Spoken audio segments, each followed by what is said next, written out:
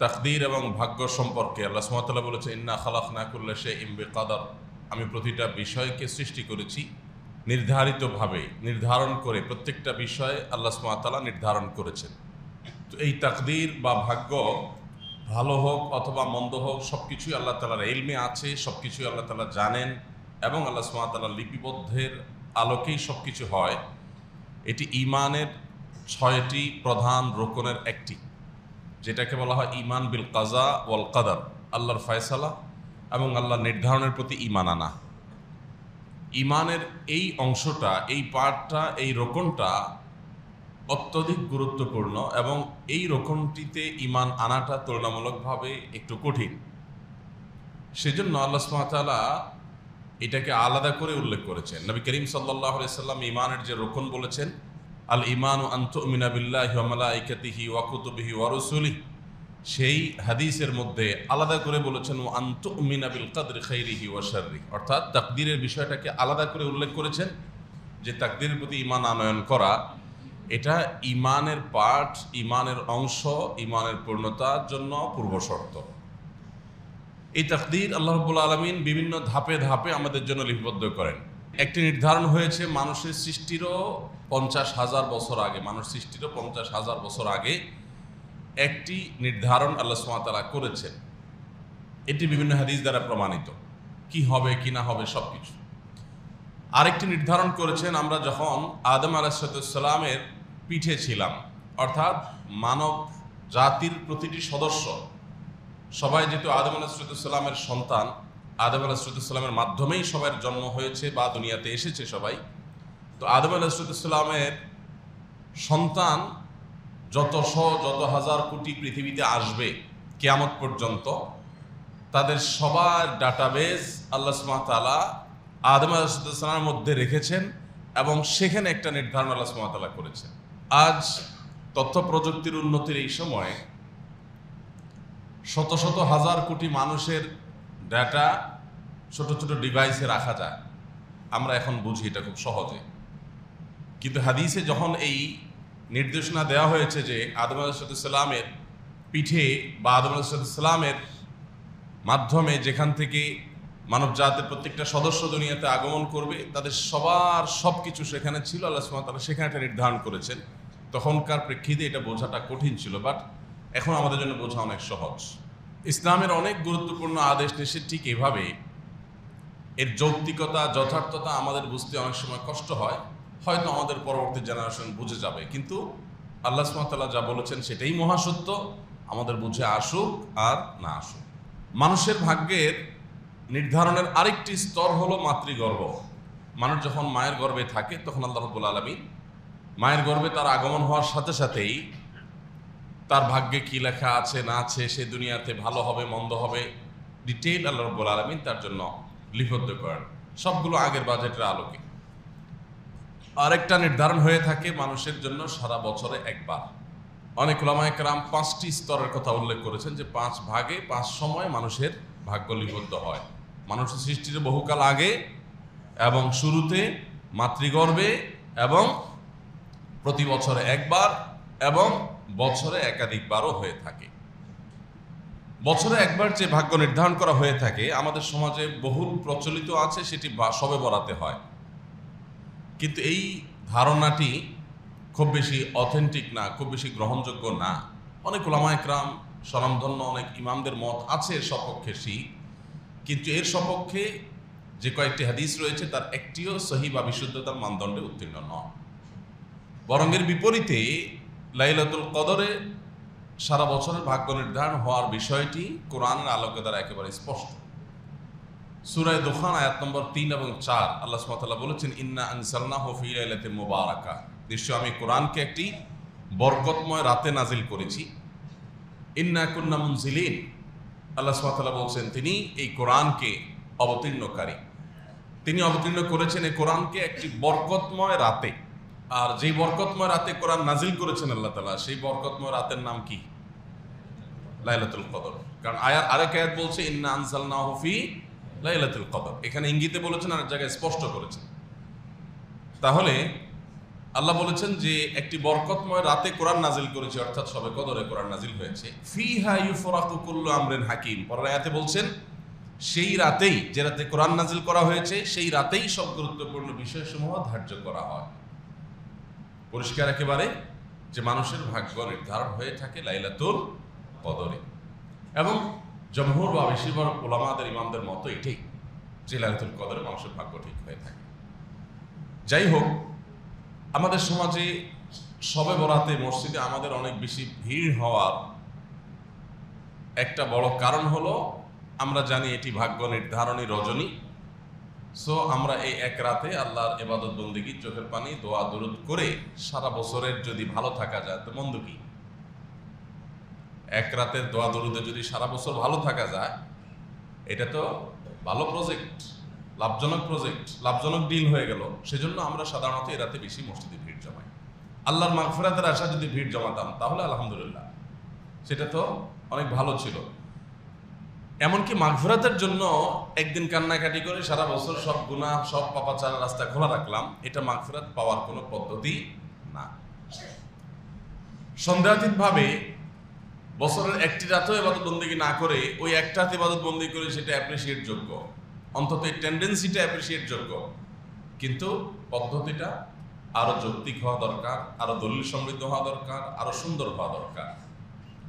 ভাইরা আমার, আল্লাহ রাব্বুল আলামিন লাইলাতুন নিসফি মিন শাবান বা মধ্য শাবানের রজনীতে মানুষকে সাধারণ ক্ষমা ঘোষণা করেন। সাধারণ ক্ষমার এই ঘোষণা কিন্তু প্রতি রাতেও একটা সময় থাকে, হয়তো যেটাকে আমরা লাইলাতুন নিসফি মিন শাবান বা মধ্য শাবানের রাত বলছি হাদিসের ভাষায়, আর আমাদের দেশীয় ভাষা যেটা আমরা শবে বরাত বলি, হাদিসের ভাষা না এটা। তো সেই লাইলাতুন নিসফি মিন শাবান বা মধ্য শাবানের রাত, এই রাতে আল্লাহ সুবহানাহু ওয়া তাআলা সারা রাত জুড়ে বান্দাকে সাধারণ ক্ষমা ঘোষণা করেন, হিংসুক এবং মুশরিক ছাড়া। এই সাধারণ ক্ষমার ঘোষণাটা প্রতি রাতেই ভোর রাতে দেওয়া হয়। ভোর রাতে আল্লাহ দুনিয়া আসমানে এসে মানুষকে ডেকে ডেকে সাধারণ ক্ষমার অফার করে থাকেন। তো আল্লাহর ক্ষমা লাভের চেষ্টা এটা প্রশংসনীয়, কিন্তু আমরা আমাদের ভাগ্য সুপ্রসন্ন হওয়ার যে প্রক্রিয়া আমরা অবলম্বন করে থাকি সেটা আসলে ভাগ্য সুপ্রসন্ন হওয়ার সঠিক প্রক্রিয়া না, অন্তত হাদিস কোরআন সেটি বলে না। আজ আমরা সেজন্য আপনাদেরকে এমন কিছু আমল, এমন কিছু কর্মসূচির কথা জানাতে চাই যে আমল এবং কর্মসূচিগুলো আমাদের নসিবে ভালো কিছু যেন লিপিবদ্ধ হয় তার জন্য সহায়ক হবে।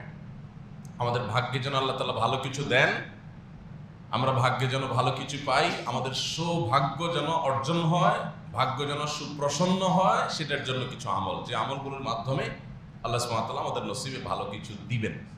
সেরকম আমলের ভিতরে এক নম্বর আমল হলো বছর জুড়ে সারা বছর ঈমান এবং তাকওয়ার চর্চা করতে থাকা। আপনি সারা বছর যখন ঈমান আনয়ন করলেন, ঈমান ধারণ করলেন, ঈমানকে নবায়ন করলেন, ঈমানকে মজবুত করলেন, ঈমানকে সুদৃঢ় করলেন, ঈমানের পরিচর্যা করলেন, ঈমানের নার্সিং করলেন, ঈমানের খোঁজ খবর নিলেন, ঈমানের যত্ন নিতে থাকলেন, সেই সাথে তাকওয়া অবলম্বন করলেন। তাকওয়া কি?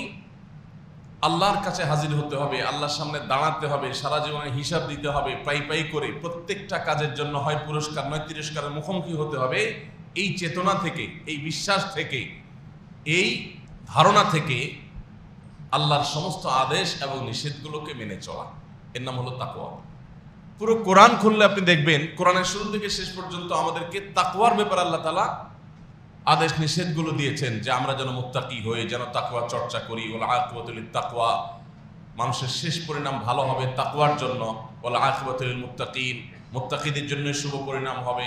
জান্নাত সম্পর্কে বলেছেন উইদ্দাত লিল মুত্তাকিন, এটা মুত্তাকিদের জন্যই প্রস্তুত করা হয়েছে। কোরআন সম্পর্কে বলেছেন হুদাল লিল মুত্তাকিন, এটা মুত্তাকিদেরকেই পথ দেখাবে। গোটা কোরআন দেখবেন যে সমস্ত আয়োজন মুত্তাকিদের জন্য। সেই মুত্তাকি হলো সে যার অন্তরে আল্লাহর ভয় সদা জাগ্রত থাকে। কোনো কাজ করতে গেলে মাথায় চলে আসে আল্লাহ দেখছেন, আল্লাহ তাআলা আমার এই কাজের উপযুক্ত বিনিময়ের মুখোমুখি করবেন, ভালো হলে পুরস্কার, মন্দ হলে তিরস্কার। এই বিশ্বাস, এই চেতনা অন্তরে সদা জাগ্রত রাখা এবং সেই বিশ্বাসের চেতনা আমাকে পরিচালিত করবে, এটা ধারণ করতে পারার নাম হলো তাকওয়া।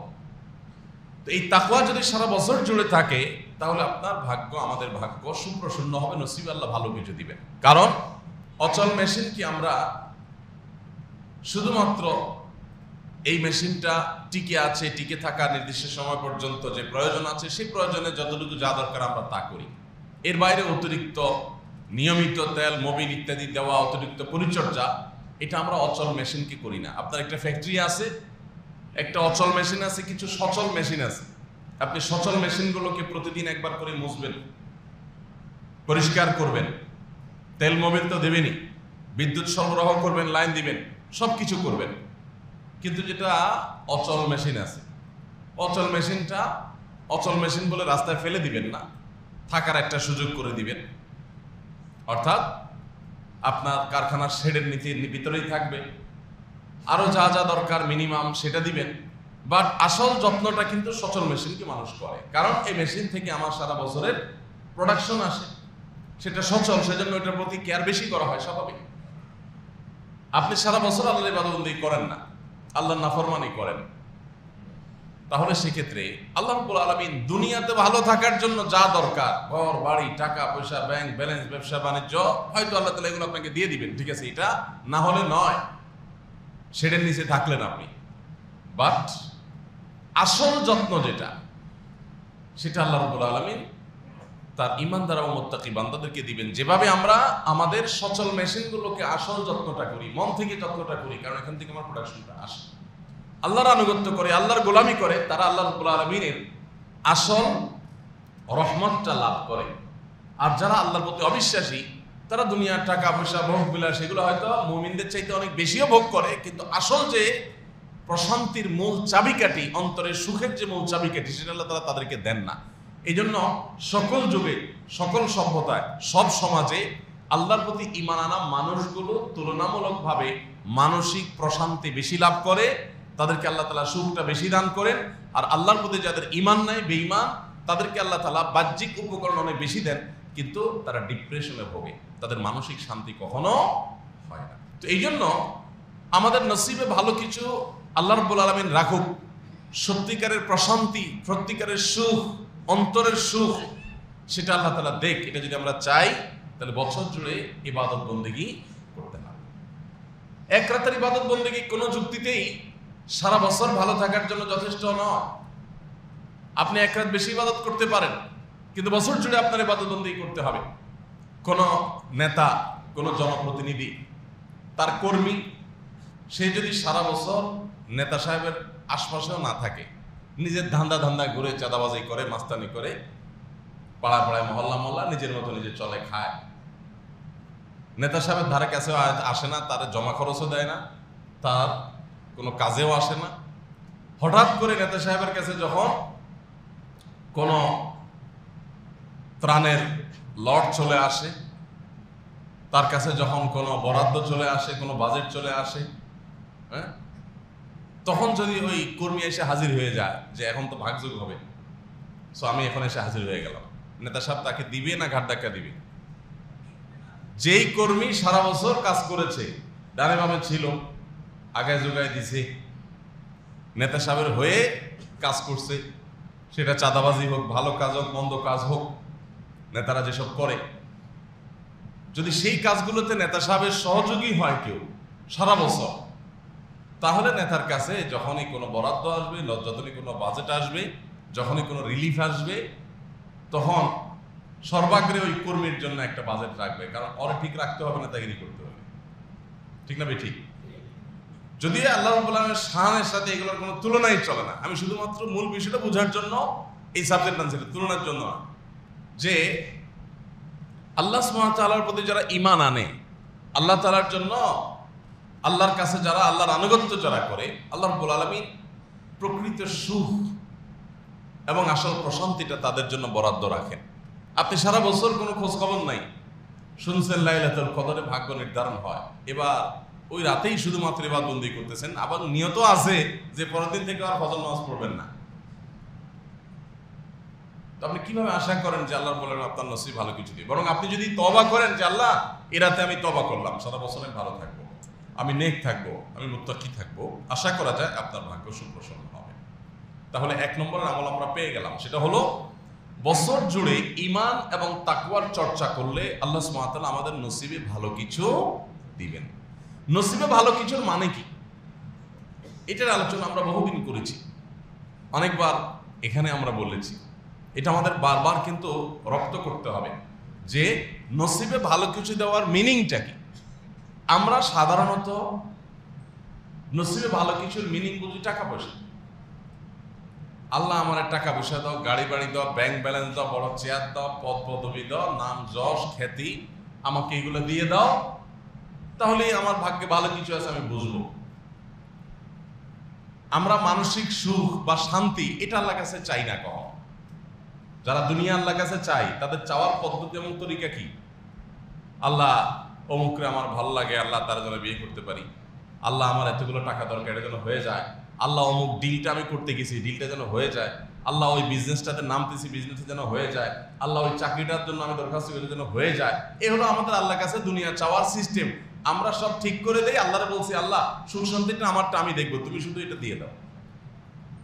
এই না আমাদের দোয়ার ধর।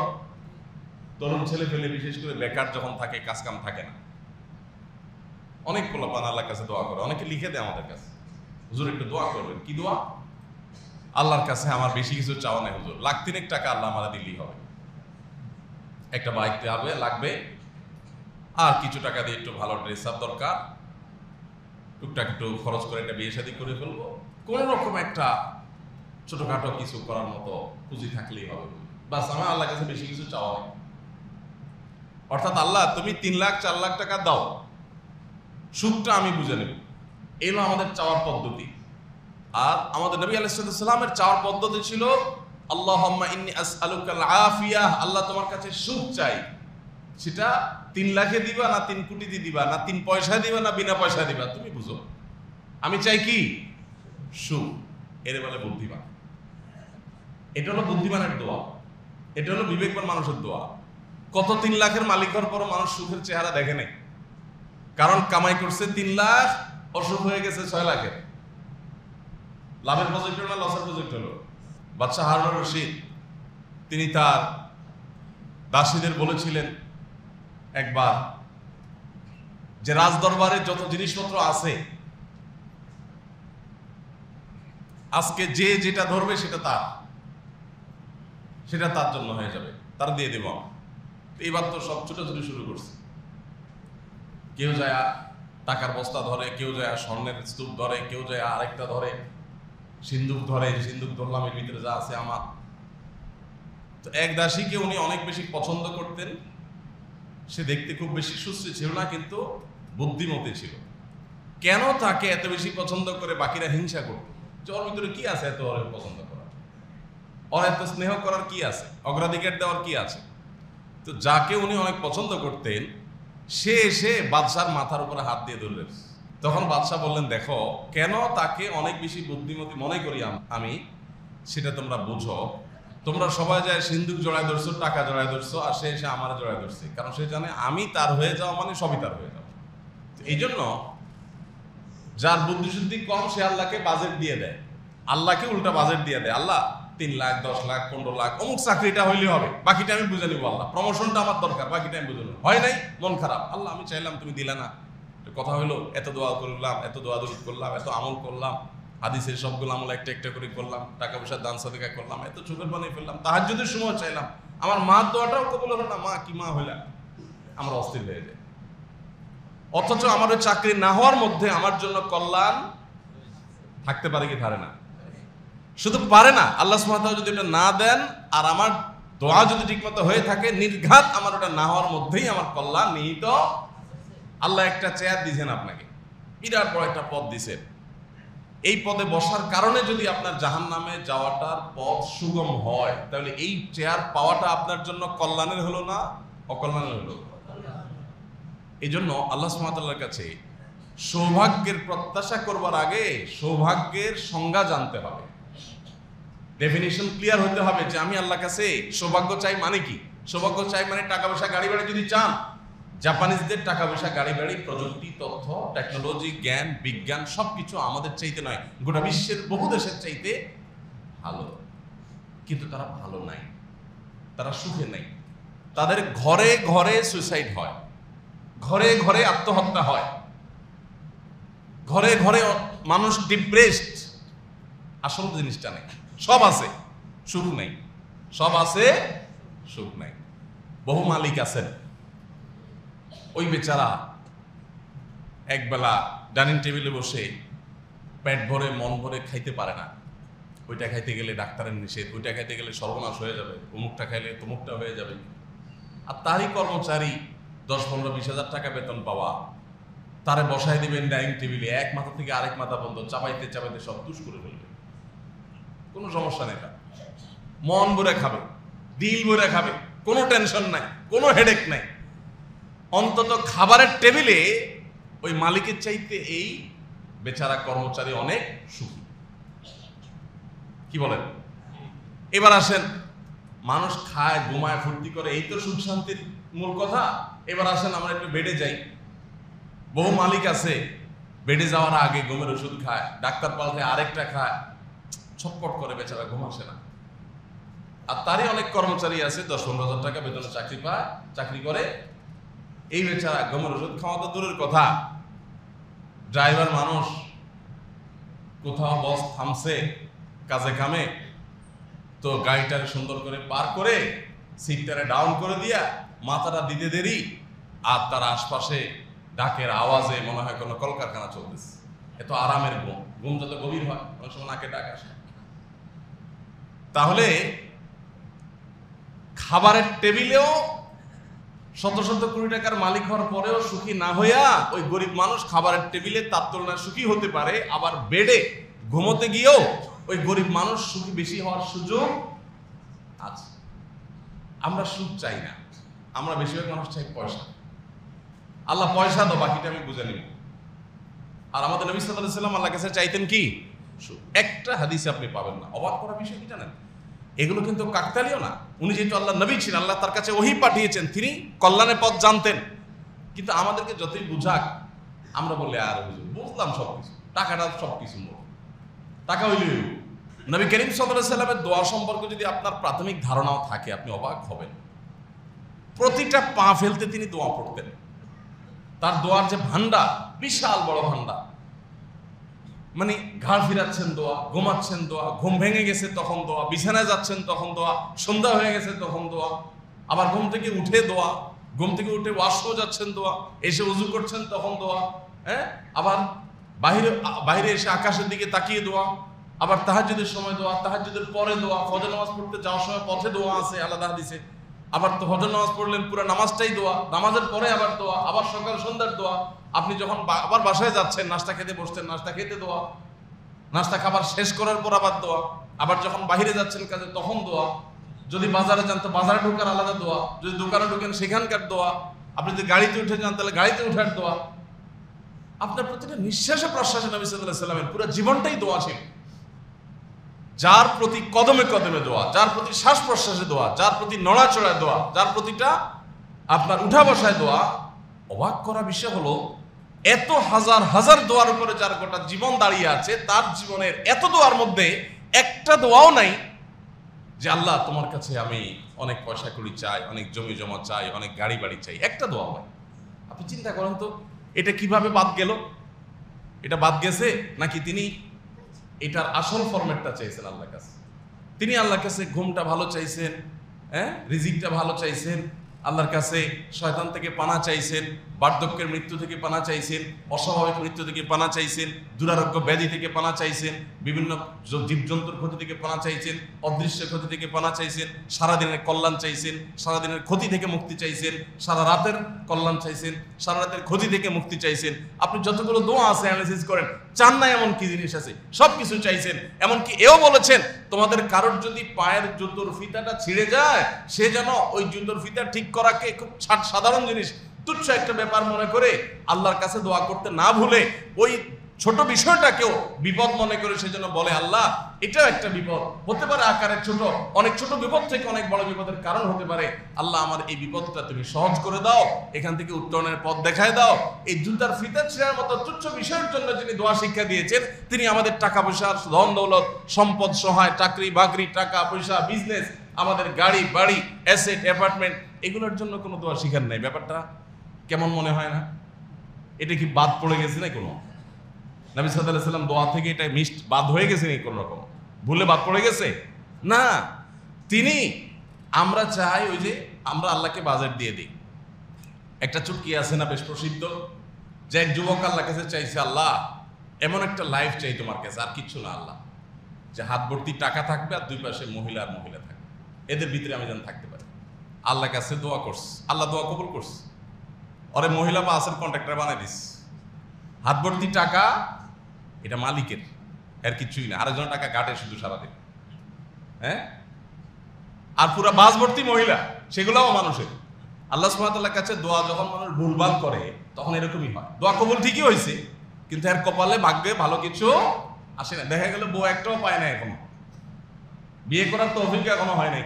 তো আল্লাহ সুবহানাহু ওয়া তাআলার কাছে যদি আপনি বাজেট দেন, আল্লাহ আমি তোমার কাছে আর কিছু চাই না, চাকরিটা চাই। আল্লাহ, অনেক ভাই আছেন খুব অস্থির, ডিপ্রেসড, ভাই আল্লাহর কাছে এত করে চাকরিটা চাইলাম ভাই, কি না করছে এটার জন্য ভাই, কিন্তু আল্লাহ দিল না ভাই, আল্লাহর পরে অভিযোগ, আরে কপাল পোড়া। আল্লাহ সুবহানাহু ওয়া তাআলা আমাকে দেন নাই, এর ভিতরে আমার খের আছে। আমি এর আগে বারবার বিভিন্ন সময় আপনাদের একটা উপমা দেওয়ার চেষ্টা করেছি।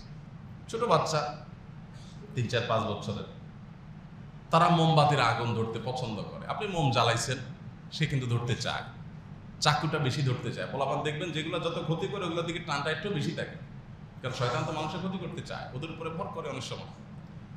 এখন মা বাপ দেয় না, বাচ্চা কান্নাকাটি করে।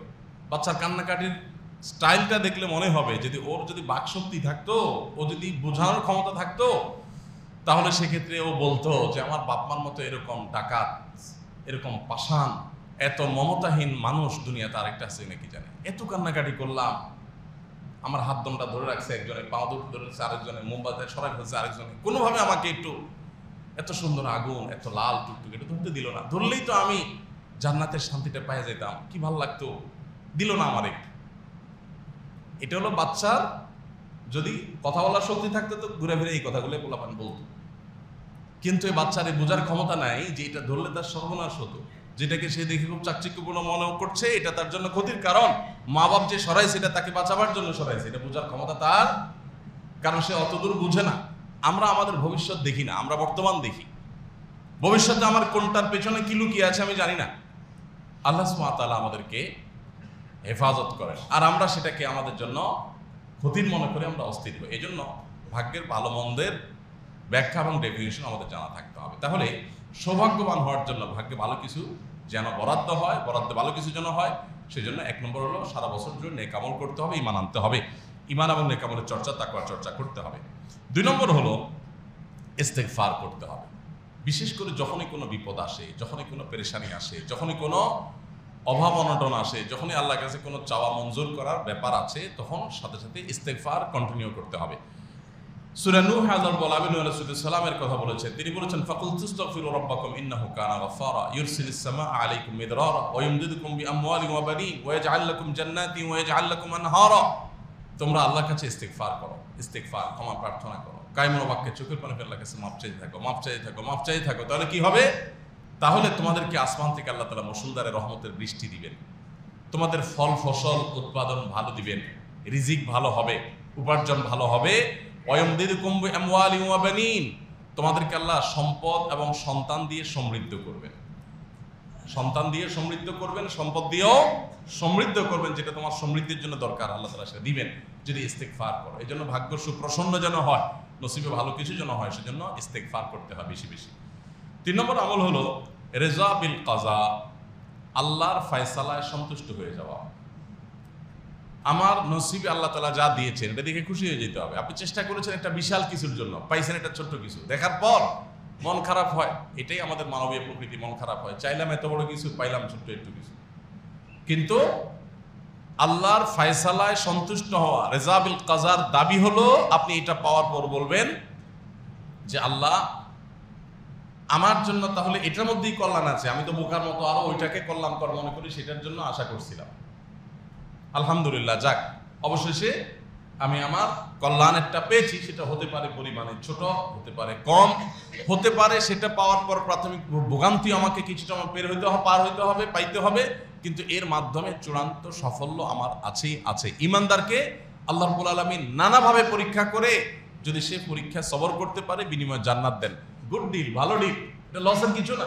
এই জন্য সে প্রতিটা প্রাপ্তিকে শুকরিয়া আদায় করে গ্রহণ করবে, নাশকর হবে না।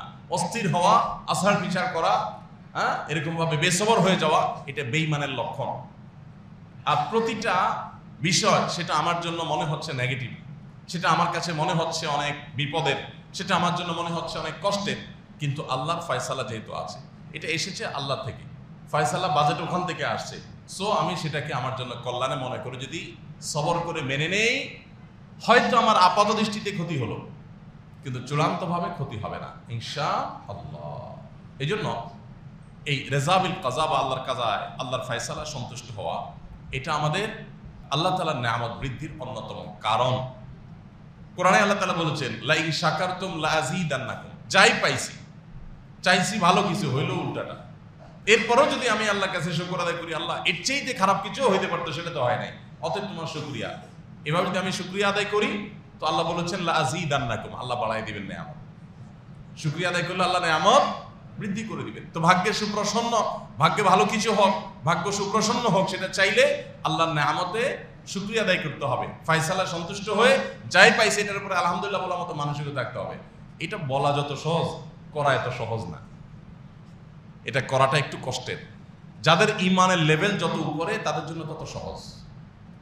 ইমানের মিটার যাদের যত উপরে হয়, তারা দুঃখ কষ্ট বিপদ দেখেও আলহামদুলিল্লাহ বলতে পারে। সুখ পাই আলহামদুলিল্লাহ বলতে অনেকেই পারে।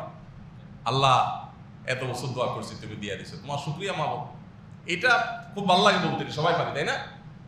কিন্তু আমি চাইলাম কি আর হইল কি, হ্যাঁ, কষ্ট করলাম কি জন্য আর হইল কি, আমার চাওয়ার বিপরীত কিছু হয়েছে, এটা আমরা সহ্য করতে পারি না, অস্থির হয়ে যায়, তাই না? আমার শৈশবের একটা ঘটনা মনে পড়ে। একেবারে আমি পিছিয়ে ছিলাম, তো মসজিদের সহবরাতের সারা রাত সবাই দোয়া দরুদ কান্নাকাটি করছে। মসজিদ থেকে ফজরের সময়, ফজর রাগ দিয়ে যখন বের হয়ে সব বাইরের দিকে যাচ্ছে, তখন মুয়াজ্জিন সাহেব, খাদেম সাহেবরা ওই যে জিলাপি এটা বিতরণ করতেছে, মিলাদ টিলাদ হয়েছে, সারা রাত দোয়া দরুদ হয়েছে, এখন সব বাড়িতে যাচ্ছে, জিলাপি দিচ্ছে। তো মুয়াজ্জিন সাহেব বেচারা, খাদেমরা বেচারা ভিড়ের মধ্যে দিয়ে তাড়াতাড়ি শেষ করতেছে, কেউ 2টা পাচ্ছে, কেউ 3টা পাচ্ছে, কেউ 4টা পাচ্ছে, বড় করে মুঠ করে ধরতেছে, যার মুঠে যা আসতেছে। তো এক লোক বাইর হইল, এই বেচারা হাতে একটা পড়ছে, আর সে ওই একটা ধরে বলতেছে, আল্লাহ এই সারা রাত ধরে তোমাদের কাছে এই চাইলাম আমি, মানুষ মুঠ করে জিলাপি পাইলো আর আমার কপালে একটা। এইবার তো তার মানে মুখ খারাপ, গালিগালাজ, মুয়াজ্জিন, খাদেম, তার কপাল, তার ভাগ্যের 14 গোষ্ঠী, সে গেলেতে বাসার দিকে যাচ্ছে। আমি তখন অনেক ছোট, চিন্তা করলাম, হায় হায় কপাল পড়া। ও চিন্তা করছে জিলাপি 4টা পাওয়ার ভিতরেই কল্যাণের, হয়তো ওর ডায়াবেটিসের লেভেল ছুঁই আছে, ও নিজেও জানে না, হয়তো আল্লাহ সুবহানাহু ওয়া তাআলা ওরে একটা দিছে যে তোর মরণটা একটু দেরিতে হোক, আর ও চাইতেছে না আল্লাহ আমার মরণ আর বাঁচন আমারটা আমি বুঝুন, তুমি জিলাপি 4টা দাও। বুঝেন না ব্যাপারটা? আল্লাহ সুবহানাহু ওয়া তাআলা সেজন্য বলেছেন লা ইন শাকারতুম লা আযীদান্নাকুম। ভাইরা আমার, এটা অনেক কঠিন বিষয়, কিন্তু এটাই বাস্তব। আপনি যদি বাস্তববাদী হন, আপনি যদি বুদ্ধিমান হন, এর চেয়ে বড় বুদ্ধিমানের কিচ্ছু নাই। যে আল্লাহ সুবহানাহু ওয়া তাআলা আপনাকে কঠিন বিপদ দিয়েছেন, আপনি বলেন আল্লাহ তোমার শুকরিয়া। এটা বেঈমান বুঝবে না, এটা অবিশ্বাসী বুঝবে না যে শুকরিয়া কেন আদায় করবো, পাইলে না শুকরিয়া আদায় করবো, না পাইলে শুকরিয়া আদায় করবো কেন। ইমানদার এই জন্য, ওই যে বললাম ইমানদারের বিষয়টা না হাতির মতো, মাসলেও লাভ, মরলেও লাভ, কোনো লসের কিচ্ছু নেই। ইমানদারের সবই লাভের প্রজেক্ট। বিপদ হয়েছে, শুকরিয়া আদায় করছে, আল্লাহ তাআলা জান্নাত দিবেন, নিয়ামত বাড়াই দিবেন, লসের কিছু নেই। কিন্তু এটা করার জন্য সে মোটিভেশন দরকার, সে বুঝ দরকার, সে ফাহাম দরকার, সে আকল দরকার, সে বিবেক দরকার, সেই উপলব্ধি দরকার, সে ঈমান দরকার। আল্লাহ আমাদেরকে সেগুলো দান করুন। ভাগ্যে যেন ভালো কিছু হয়, সেজন্য 4 নম্বর হলো সাদাকা করা। দান সাদাকার মাধ্যমে মানুষের প্রতি আল্লাহ তাআলার রহমত এবং অনুগ্রহ বাড়ে, বিশেষ করে বিপদ আপদ দূর হয়। as-সাদাকাতু তারুদ্দুল বালা, সাদাকা দান মানুষের বিপদ আপদ দূর করে। এই জন্য দান সাদাকা করতে থাকা, এটা মানুষের ভাগ্যে ভালো কিছু লিপিবদ্ধ করতে সাহায্য করে। এবং আরেকটা গুরুত্বপূর্ণ আমল হলো দোয়া। দোয়া এমন একটা জিনিস, লা ইয়ারাদ্দুত তাকদীর ইল্লা দোয়া, আল্লাহর তাকদীরকে পর্যন্ত পরিবর্তন করে দেয়, ফিরিয়ে দেয় দোয়া। অর্থাৎ আল্লাহ সুবহানাহু ওয়া তাআলা আপনার ভাগ্যে একটা যে বরাদ্দ লিখেছেন, আপনি যে এমন দোয়া করতে পারলেন যেই দোয়ার হক আদায় করে আপনি করলেন, এমনও হতে পারে যে আল্লাহ রাব্বুল আলামিন আপনার দোয়া কবুল করে আপনার ভাগ্য পরিবর্তন করে দেন, মন্দটাকে ভালো দিয়ে পরিবর্তন করে দেন। অবশ্য এই পরিবর্তিত হয়ে কোথায় যাবে সেটাও আল্লাহ তাআলার কাছে জানা আছে, আল্লাহর কাছে কিছু জানা নেই। তো এই জন্য দোয়া করতে থাকা যে আল্লাহ আমি জানি না আমার নসিবে কি আছে, আমার ঠিকানা কি জাহান্নামে না জান্নাতে, আমি জানি না, আমার নসিব যেন ভালো কিছু হয়। পাগলের মতো দোয়া করতে থাকা, চোখের পানি ফেলতে থাকা, এই দোয়া অসাধ্যকে সাধন করে এবং আল্লাহ ফয়সালাকে, সব ফয়সালা না, তকদীরের কিছু প্রকার আছে গায়রে মুবরাম, সেগুলোকে আল্লাহ রাব্বুল আলামিন পরিবর্তন পর্যন্ত করে দেন দোয়ার মাধ্যমে। এই জন্য দোয়া এটা ভাগ্যে ভালো কিছু লিপিবদ্ধ হওয়ার কারণ। সর্বশেষ নম্বর হলো আত্মীয়তার বন্ধন রক্ষা করা। বুখারী হাদিসে আসছে নবী সাল্লাল্লাহু আলাইহি ওয়াসাল্লাম বলেছেন, মান সাল্লাহু আইয়ুসাতালাহু ফি রিজকিহি আও ইউসালাহু ফি আথারিহি ফালইয়াসিল রাহিমা। যে ব্যক্তি চায় তার হায়াতে বরকত হোক, তার রিজিকে বরকত হোক, সেই জন্য আত্মীয়তার বন্ধন রক্ষা করে, তাহলে তার এগুলোতে বরকত হবে।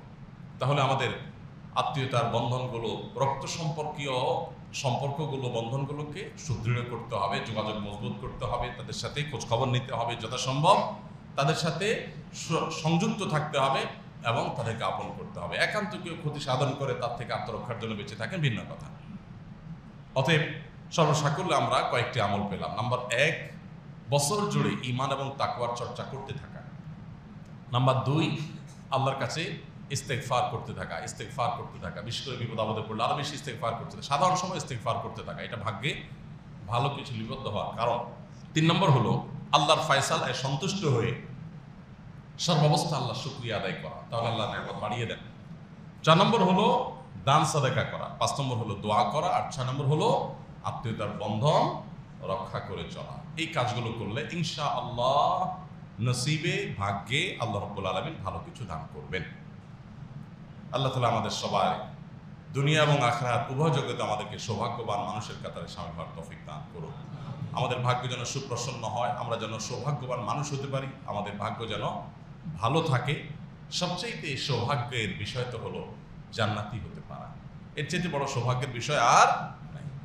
সারা জীবনের কষ্ট, সারা জীবনের চোখের পানি, সারা জীবনের কান্না, সারা জীবনের বিপদ আপদের বিনিময়ে আল্লাহ যদি আমাকে অনন্ত অসীমকালের জান্নাত দিয়ে দেন, তাহলে এটা লসের প্রজেক্ট না, এটা লাভজনক ডিল হলো। এটা লাভের ব্যাপার হলো যে আমার 50-60 বছরের কষ্টের বিনিময়ে অনন্ত অসীমকালের চিরসুখের ঠিকানা জান্নাত পেয়ে গেলাম। এই জন্য আল্লাহ সুবহানাহু ওয়া তাআলার কাছে দুনিয়াতে আমরা ভালো চাই, আখিরাতেও ভালো চাই। কত চমৎকার দোয়া আল্লাহ শিখাইছেন, রব্বানা আতিনা ফিদ দুনিয়া হাসানা ওয়া ফিল আখিরাতি হাসানা। আল্লাহ দুনিয়াতে আমি ভালো চাই, ভালো চাই আল্লাহ দুনিয়াতে, ওয়া ফিল আখিরাতি হাসানা, আখিরাতেও ভালো চাই, ওয়া কিনা আযাবান নার, আর জাহান্নামের আগুন থেকে আমাকে বাঁচাও। এটাই হলো সৌভাগ্যের সবচেয়ে বড় বিষয়। ফামান যুহজিহা আনিন নার ওয়া উদখিলাল জান্নাতা ফাকাদ ফাজ। সেদিন যাকে জাহান্নাম থেকে দূরে সরানো হবে আর জান্নাতে প্রবেশ করানো হবে, ফাকাদ ফাজ, সবচেয়ে বড় সাকসেস, সবচেয়ে বড় সফল মানুষের স্টোরি তৈরি হবে সেদিন, সবচেয়ে বড় সফল মানুষের গল্প রচিত হবে সেদিন, যেদিন জাহান্নাম থেকে মুক্তি আর জান্নাতে প্রবেশের পরোয়ানা হাতে পেয়ে যাবেন, ডান হাতে পেয়ে যাবেন।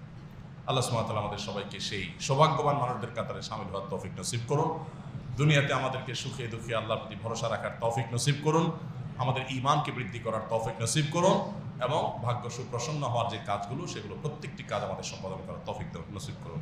জাযাকুমুল্লাহু খায়রা ওয়া আখিরু দাওয়ানা আলহামদুলিল্লাহি রাব্বিল আলামিন। আস-সুন্নাহ ফাউন্ডেশন, উম্মার স্বার্থে সুন্নাহর সাথে।